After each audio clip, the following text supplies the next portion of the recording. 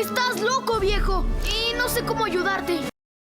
Cuando pensamos en el Rey Helado, es fácil recordarlo como ese personaje extraño que secuestra princesas, habla solo y vive atrapado en su propio mundo. Durante mucho tiempo, esa fue toda su identidad, un villano raro, casi cómico. Pero Hora de Aventura hace algo muy distinto con él. Poco a poco, episodio tras episodio, empieza a mostrarnos que detrás del Rey Helado hay otra historia, no la historia de un villano, la historia de una persona. Porque antes de la corona, antes del hielo, antes de la locura, existió Simon Petrikov. Hello, my name is Simon Petrikov.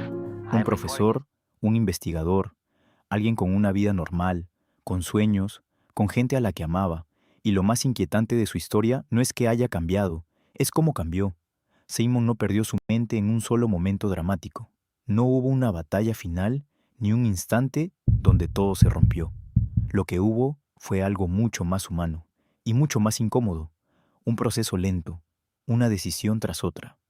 Usar la corona una vez, luego otra, luego cuando ya no había otra opción, cada vez por una razón que parecía válida, cada vez creyendo que todavía podía detenerse, hasta que detenerse dejó de ser posible.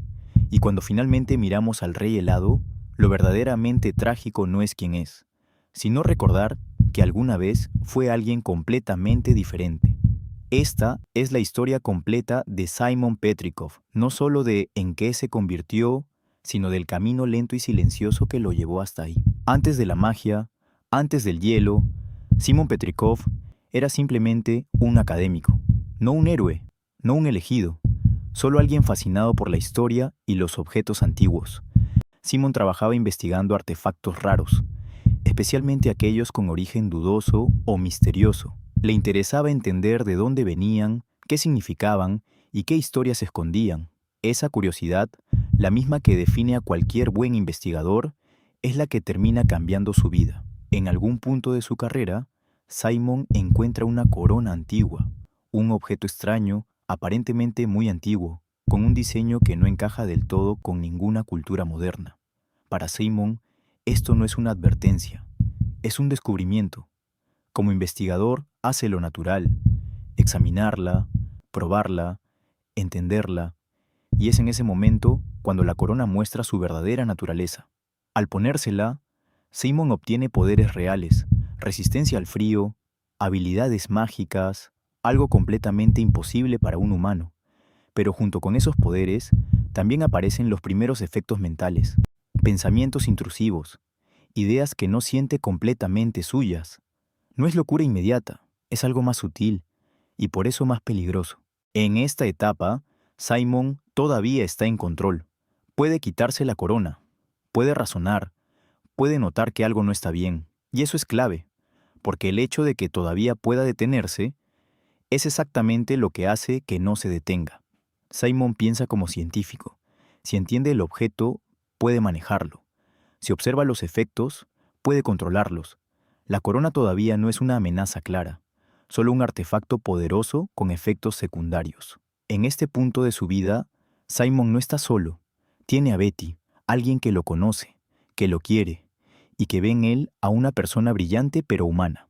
Betty representa algo importante, la vida que Simon tenía antes de todo, sus planes, su futuro, la posibilidad de una vida normal. Y es justamente por eso que el descubrimiento de la corona marca el inicio del conflicto, porque por primera vez, Simon tiene en sus manos algo que podría cambiar su destino, aunque todavía no entienda cuánto. En este momento de la historia, Simon todavía es Simon. La corona existe, los efectos ya empezaron, pero su identidad sigue intacta. Todavía tiene su mente, todavía tiene su vida, todavía tiene la opción de dejar todo atrás. Lo que no sabe es que pronto el mundo va a cambiar, y cuando eso pase, la corona dejará de ser una curiosidad peligrosa, para convertirse en la única forma de sobrevivir. Hasta este punto, Simon todavía veía la corona como un objeto peligroso, pero opcional, algo que podía estudiar, usar con cuidado, o incluso dejar a un lado. Pero el mundo no le dio esa opción por mucho tiempo. Llega la guerra de los hongos. I am recording this tape so that people will know my story. Una catástrofe que destruye la civilización y deja el planeta convertido en un lugar frío, inestable y lleno de peligros. No vemos toda la guerra directamente, pero sus consecuencias aparecen en varios episodios, especialmente en el capítulo Simon y Marcy, donde vemos el mundo ya arruinado, con ciudades en ruinas y criaturas mutadas. En ese contexto, la vida normal de Simon desaparece por completo. Ya no hay academia, ya no hay investigación tranquila, ya no hay futuro claro, solo sobrevivir. Es aquí donde la relación de Simon con la corona cambia para siempre. Antes, usarla era una elección. Ahora, empieza a sentirse como una necesidad.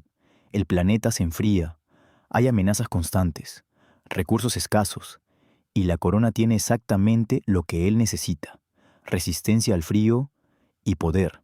En Simon y Marcy, vemos que Simon ya usa la corona para protegerse del ambiente y de los peligros.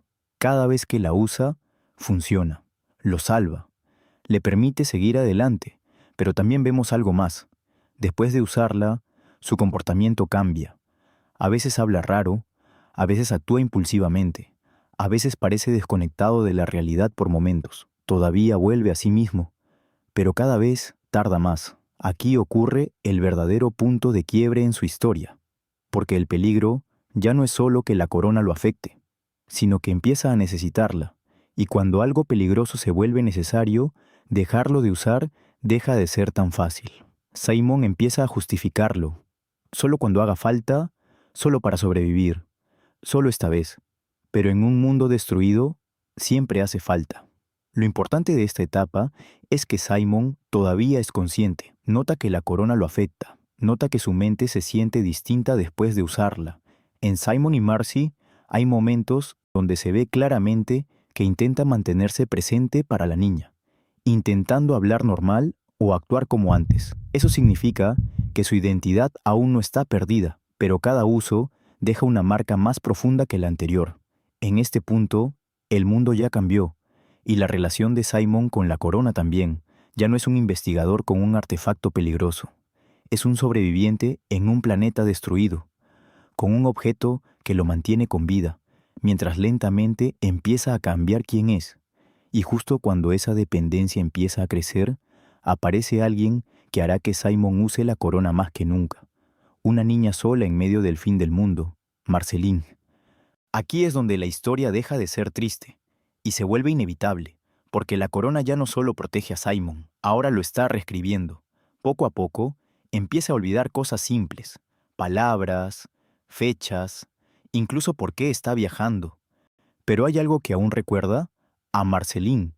En varios flashbacks de Adventure Time, especialmente en I Remember You, temporada 4.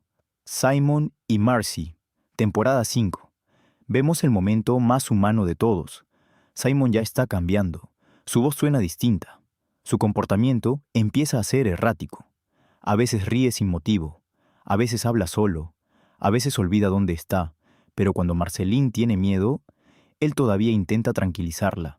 No como héroe, no como mago, como papá improvisado. En Simon y Marcy, entendemos lo devastador.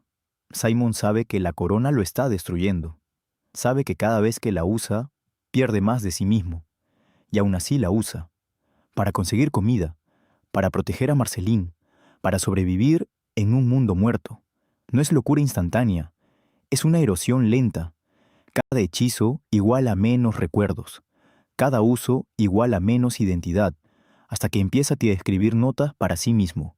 Marceline es importante. Protégela. No olvides, ese detalle es brutal, porque significa que Simon ya no confía en su propia mente. Llega un punto en que Simon entiende algo horrible. Si sigue con Marceline, eventualmente podría olvidarla. O peor, hacerle daño. Y entonces toma la decisión más dolorosa de toda su historia: alejarse de ella. ¿Qué? ¡No! ¡Espera! ¡Ah! ¡Simon! ¡Simon! No porque deje de quererla, sino porque la quiere demasiado. Ese es el verdadero nacimiento de él. No cuando se pone la corona por primera vez, sino cuando acepta que Simon Petrikov ya no puede existir completo. Ahí no muere físicamente, muere narrativamente. Lo que queda después es un eco, un mago solitario, confundido, que secuestra princesas sin entender por qué está solo. Lo trágico es que luchó contra la locura, entendió que estaba perdiendo, y aún así eligió sacrificarse por alguien más. Simon no fue derrotado por la corona. Se entregó lentamente para salvar a Marceline, y eso cambia toda la percepción del Rey Helado, porque ya no es un villano ridículo, es un hombre que se borró a sí mismo en cámara lenta.